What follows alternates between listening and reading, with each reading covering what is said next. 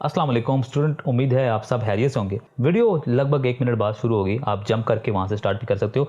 बात ये है कि आप लोग नीचे कमेंट्स करते हो, गिला करते हो कि सर आप बोलते बहुत हैं। देखिए, बोलता मैं इसलिए ज़्यादा हूँ कि मुझे सेटिस्फाई नहीं होता, कि मैं ऐसा खुश नहीं होता या मैं सेटिस्फाई नहीं होता कि जो मैं बातें बता रहा हूँ वो आपके माइंड में घुस रही हैं कि नहीं, आपको समझ आ भी रही हैं कि नहीं। मैं मतलब जब वीडियो एंड करता हूँ, जब टॉपिक एंड करता हूँ, तो मैं सेटिस्फाई नहीं होता कि भाई मुझे लग रहा होता है कि बच्चे जो हैं या स्टूडेंट जो हैं वो समझ नहीं पाए होंगे, चीज़ों को पिक नहीं कर पाए होंगे। तो प्लीज़ कमेंट्स किया करो कि हमें समझ आ गई है, ठीक है।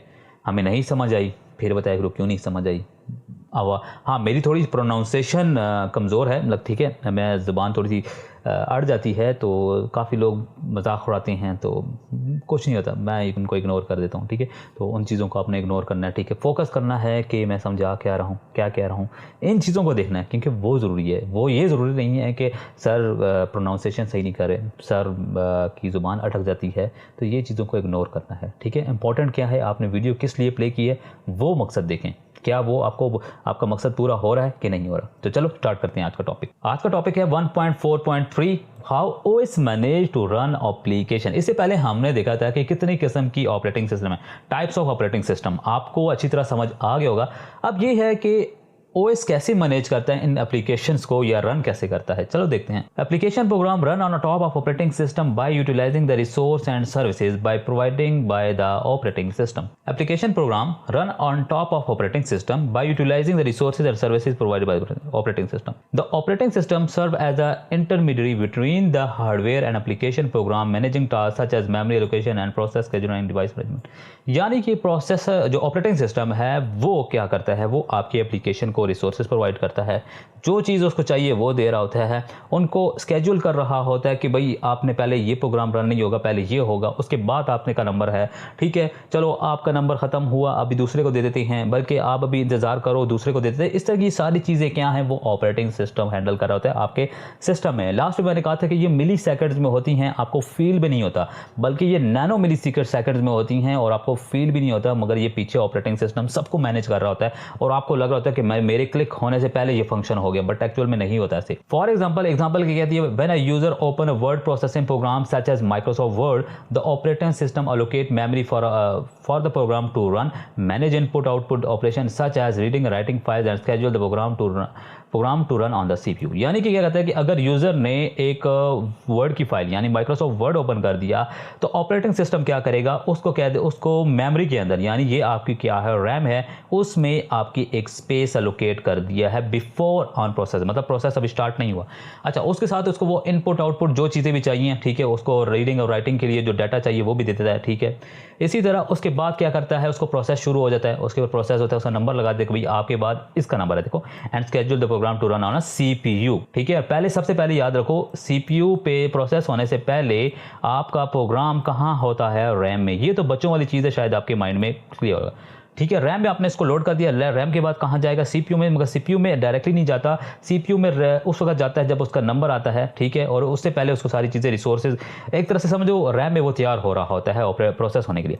The operating system also provide access to system resource such as printer and network connection that the application program may need to use. यानी कि ऑपरेटिंग सिस्टम क्या करता है, उसको प्रोवाइड करता है, अगर उसको प्रिंटर चाहिए, ठीक है, या उसको इंटरनेट चाहिए तो वो भी दे रहा होता है, जो उस चीज़ उसको चाहिए, अगर वो सिस्टम में यानी कि हार्डवेयर मौजूद है तो ऑपरेटिंग सिस्टम उसको प्रोवाइड करता है, अगर कोई रिस्ट्रिक्शन नहीं लगी हुई। Overall the operating system act as a platform on which application program can run provide a layer of. अच्छा, ये छोड़ो, मैं एक और एग्जांपल समझाता हूँ, थोड़ी सी अजीब है, शायद आप पिक कर पाओ या ना कर पाओ। अच्छा, एक स्टेज है, स्टेज पे क्या है, आप जाके गाना गाते हो, ठीक है, थोड़ी सी वियर्ड एग्जांपल है, बहरहाल देखो, स्टेज क्या है, वो आपका ऑपरेटिंग सिस्टम है। आप क्या हो, आप एक प्रोग्राम हो, आप एक सॉफ्टवेयर हो, आप स्टेज पर चले गए हो, आपने म्यूजिक मतलब गाना है, ठीक है। अब आपको कोई गर्ज नहीं है कि प्रोसेसर किसका है, सॉरी पियानो किसका है, गिटार कहाँ है, ड्रम कौन बजाएगा, किस कंपनी का, इससे आपको कोई गर्ज नहीं।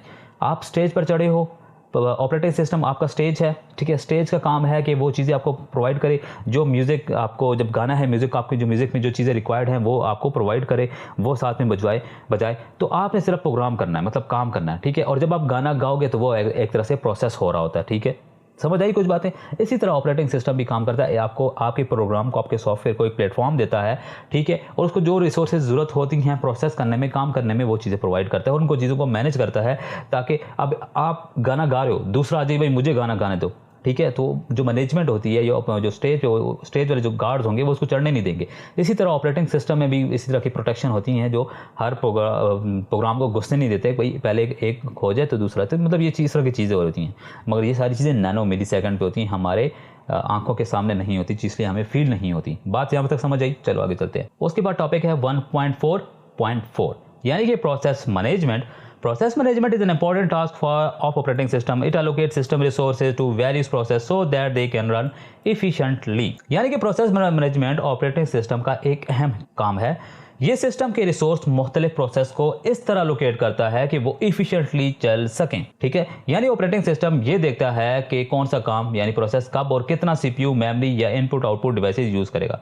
यानी ओएस का यानी ऑपरेटिंग सिस्टम का काम का है ट्रैफिक पुलिस की तरह होता है, जो हर कार को टाइम और जगह देता है। बातें समझ नहीं समझ आई मुझे लग रहा है। अच्छा, प्रोसेस क्या चीज़ है? A process is a program in execution. For example, when we write a program in C or C++ and compile it, ठीक है जी, compile it, the compiler create a binary code. The original code and binary code both are programs. When we actually run the binary code, it become a process.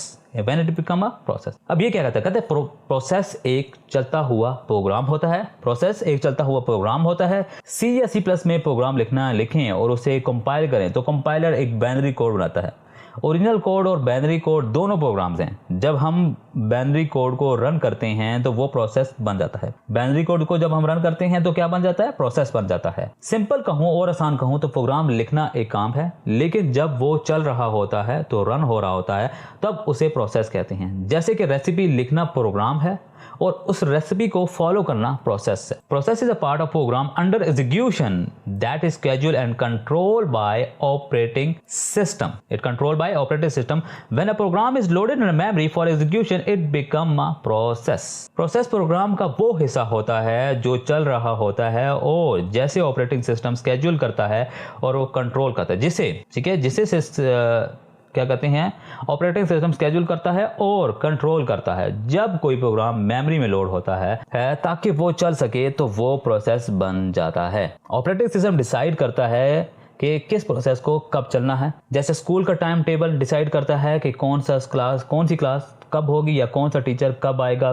Period लेने के लिए, ठीक है। ये भी इसी तरह का प्रोसेस होता है, यानी ऑपरेटिंग सिस्टम इन सब चीजों को कंट्रोल करता है। A program is an executable code that is stored in disk as a text file where the process is a dynamic instance of a program during its execution in RAM. It represent basic unit of work. It use varies your resource of computer such as CPU time, files, I/O यानी input devices, input output devices, memory, etc. Program एक executable code होता है।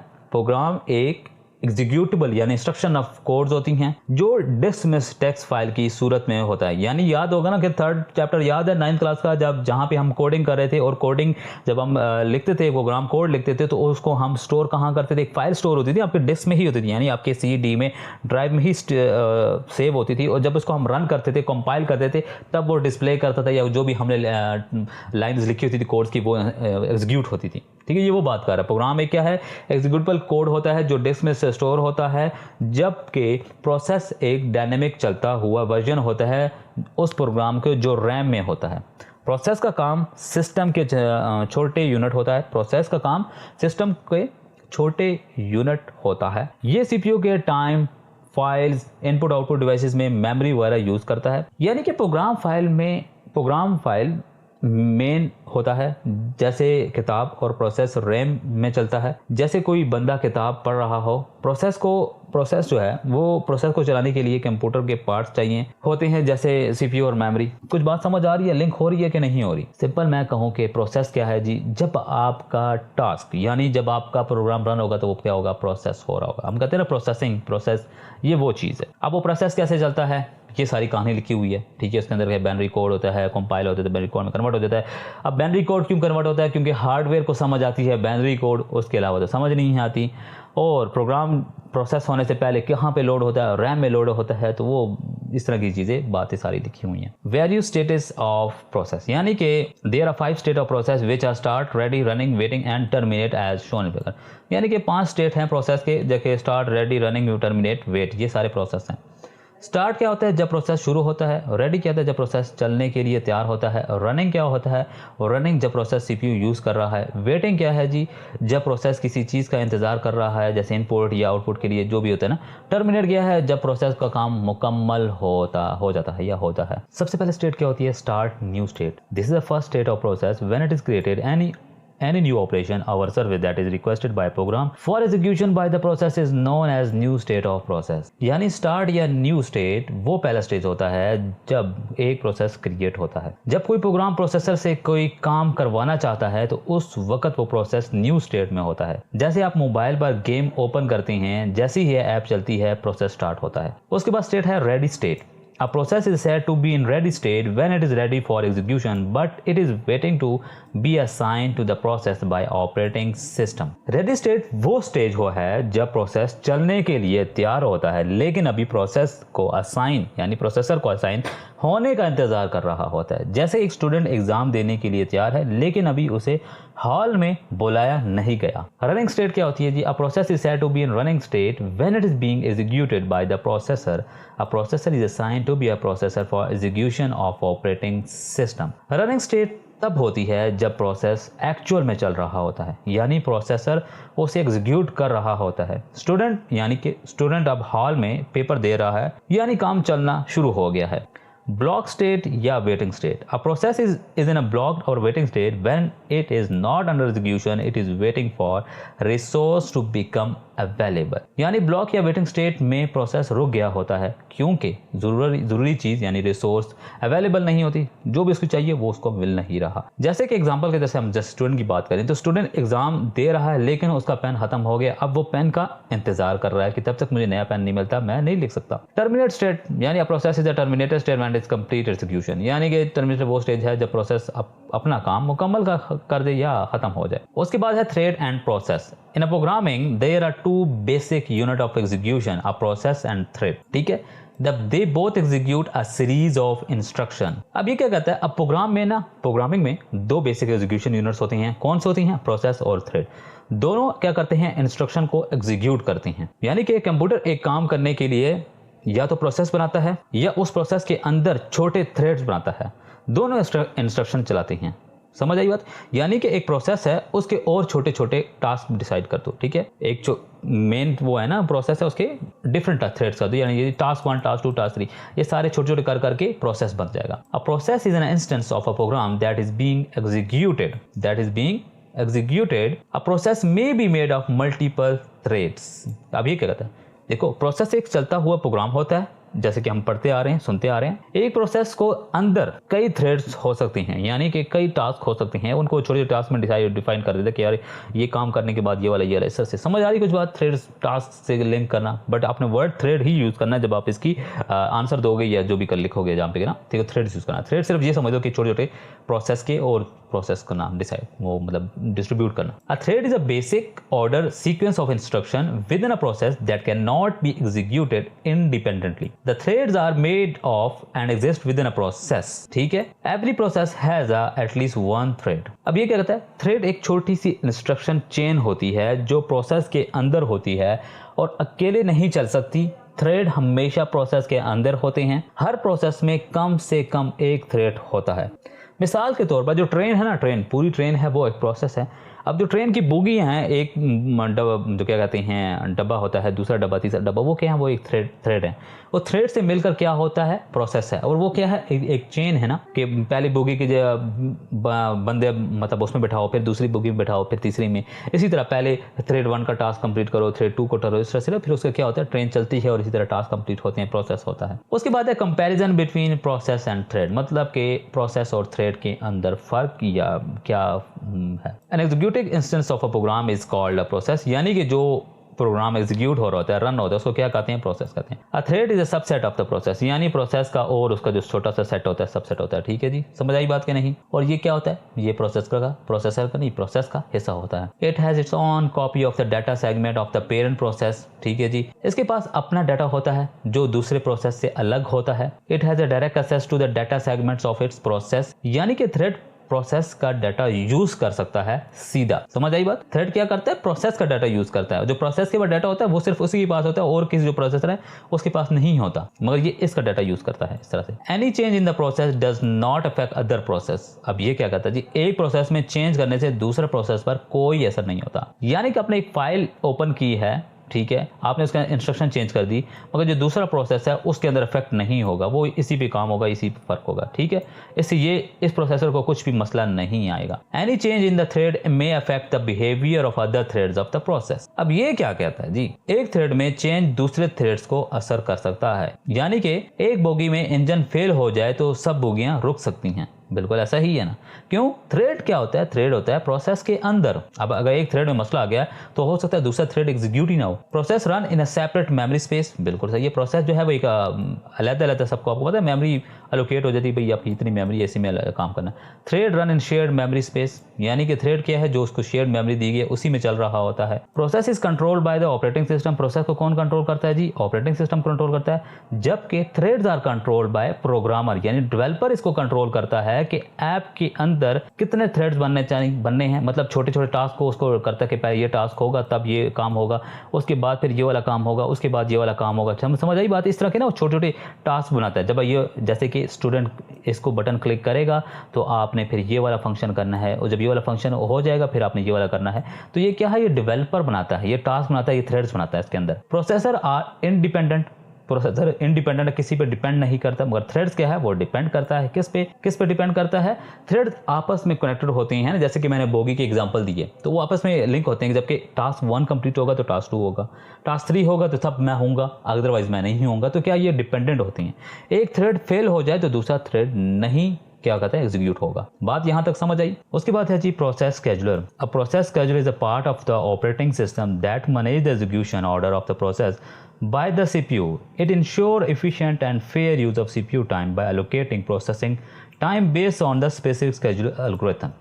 यानी कि process scheduler एक system का हिस्सा होता है जो डिसाइड करता है कि कौन सा प्रोसेस कब चलेगा जब कंप्यूटर में कई प्रोसेसर्स एक साथ रन कर रहे होते हैं। तो CPU रन्स उन सबको एक साथ रन नहीं करता, यानी कि एक साथ नहीं चला सकता, इसलिए स्केड्यूलर उनको टर्न बाय टर्न चलाता है। सोचिए एक स्कूल में एक ही टीचर है और 5 स्टूडेंट हैं जिन्होंने सवाल पूछने हैं। टीचर हर स्टूडेंट को कुछ वक्त देता है, फिर अगले वाले को टर्न देता है, या यही काम CPU मतलब करता है। ठीक है, फिर दूसरे को, फिर तीसरे को, फिर चौथे को। अब इसमें ना 3 टाइप्स की हो सकती हैं, यानी कि कैसे स्केड्यूलिंग करना है। फर्स्ट कम फर्स्ट सर्व, मतलब जो पहले आया उसको पहले नंबर दे दो। राउंड रोबिन, सबके बराबर वक्त मिलता है, मतलब सबको 1-1 मिनट दे दो, सबको 2-2 मिनट दे दो, इसी तरह से ना। प्रायोरिटी होती है, यानी कि जो इंपॉर्टेंट है सबसे पहले उसको काम कर लो। ठीक है, जैसे टीचर होता है ना स्कूल में, कहते हैं यार भाई सबसे पहले इसकी बात सुन लेते हैं क्योंकि ये जाने वाला है, इस तरह ये इसको जल्दी है। उसके बाद है जी प्रोसेस सिंक्रोनाइजेशन।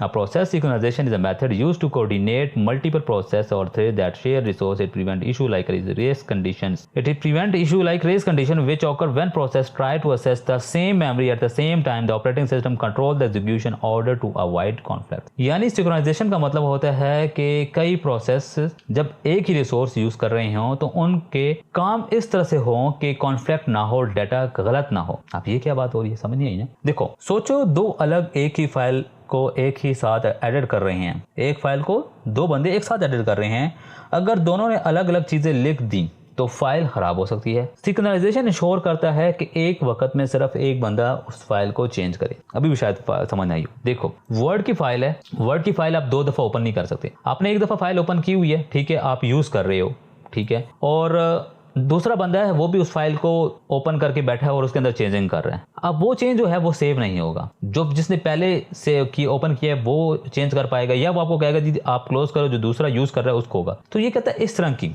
इस तरह की जो कंडीशन होती है ना, प्रोसेस सिंक्रोनाइजेशन इसको बोलते हैं, कि भाई इसको कंट्रोल करता है कि ये ना जी एक प्रोसेस जो है वो उस डाटा को या उस रिसोर्स को यूज कर रहा है और उसने कोई चेंजिंग कर दी, ओवरराइट कर दिया, मगर दूसरा अभी तक उस पर काम कर रहा था, तो वो अब उसके बाद जो इंस्ट्रक्शन जाएंगी या जो वो रिसोर्स खाली होकर जाएगा तो वो तो चेंज हो गया होगा, बट उसने आधा काम कर लिया होगा। तो ये इस तरह की ना चीज़ होती हैं। तो वो सिंक्रोनाइज कर रहा होता है कि भाई अभी फिलहाल उसके पास है, तो फिलहाल आप सब्र कर लो, ठीक है, आपको नहीं देता क्योंकि ये चेंजिंग हो जाएगी ना। तो मतलब ये इस तरह की चीज़ें हो रही होती हैं।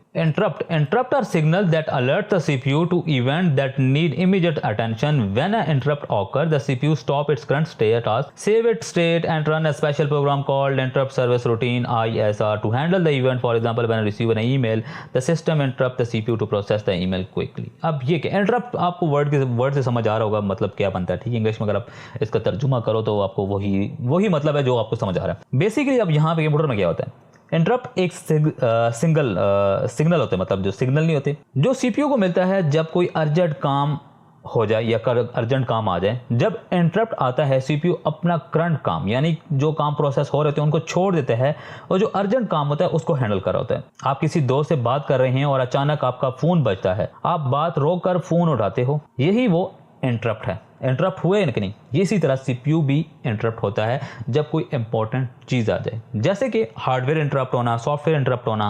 अब हार्डवेयर इंटरप्ट कैसे हो सकता है, जैसे कोई कीबोर्ड पे आपने क्लोज का बटन दबा दिया है, माउस क्लिक कर दिया, आपने क्लोज कर दिया, प्रोसेस चल रहा था बट इंस्ट्रक्शन आई कि इसको क्लोज कर दो, तो ये क्या इंटरप्ट हुआ ना, ठीक है। सॉफ्टवेयर इंटरप्ट कैसे हुआ, जैसे प्रोग्राम क्रैश हो जाए अचानक से, जी आप काम कर रहे हो और अचानक से जी प्रोग्राम शट डाउन हो गया या प्रोग्राम क्रैश हो गया, तो वो प्रोसेस आधा हो चुका होता है बट सीपीयू को बताते हैं बस रुक जाओ, क्यों, वो तो चीज़ तो खत्म हो गया, वो चीज़ में मसला आ गया। तो चीज़ें ठीक है, ये इस तरह के इंटरप्ट के सिग्नल्स जाती हैं सीपीयू को कि भाई रुक जाओ, आप काम नहीं करना। उसके बाद है जी deadlock. A deadlock happens when 2 और more process are stuck each waiting for resource held by each other. For example, अच्छा मैं एग्जांपल में ये डायग्राम में समझाता हूँ।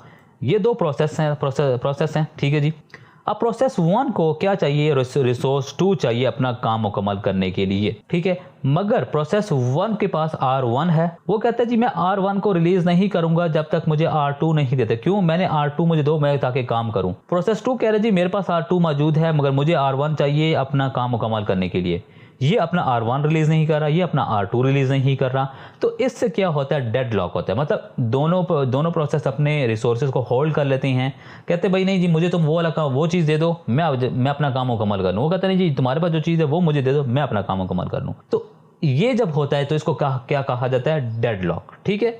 और ये क्या कहता है जी, the operating system must detect and resolve this deadlock to keep process running smoothly. और ये ऑपरेटिंग सिस्टम इसको क्या करता है, कंट्रोल करता है, डिटेक्ट करता है कि ये डेडलॉक ना हो और जो प्रोसेस है वो स्मूथली चलता रहे, ठीक है। इसलिए वो रिसोर्सेज एक से लेके दूसरे को देता है या दूसरे का देखता है कि वो, जैसे कि P2 के फॉर एग्जांपल P2 जो है इसको R2 पे चाहिए जल्दी से और ये काम करके निकल जाएगा, खत्म हो जाएगा, टर्मिनेट हो जाएगा। तो वो इसे मिसाल के तौर पर R2 इसके पास था तो इसे उठा के इसको दे देगा, ये जल्दी से काम करके निकल जाएगा प्रोसेस से। तो इसके पास R1 भी आ जाएगा, R2 आ जाएगा, ये अपना काम करने लग जाएगा। तो ये सारी चीज़ें कौन कंट्रोल करता है, ये ऑपरेटिंग सिस्टम कंट्रोल कर रहा होता है ताकि प्रोसेसर पे ये जो प्रोसेस है वो डेडलॉक की शेप में ना जाए या डेडलॉक की सिचुएशन में ना जाए। अभी तक कोई भी कंफ्यूजन हो तो कहाँ पर पूछ सकते हो मुझे, व्हाट्सएप ग्रुप में भी ज्वाइन करके पूछ सकते हो या फिर कॉमेंट में भी नीचे करके पूछ सकते हो। आज के लिए थैंक यू।